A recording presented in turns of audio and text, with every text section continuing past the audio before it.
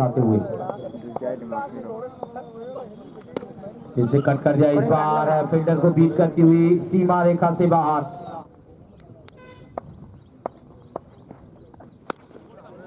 ये लगा दिया 180।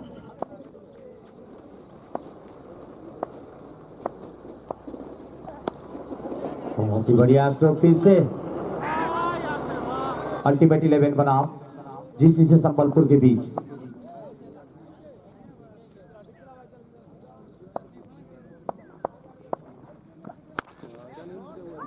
ये लगाया है सबसे बड़ा।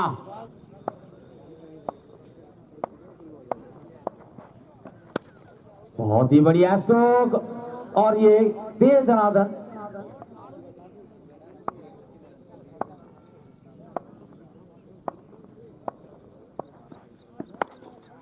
फिर से जुड़ दीजिए आधा दर्जन रन।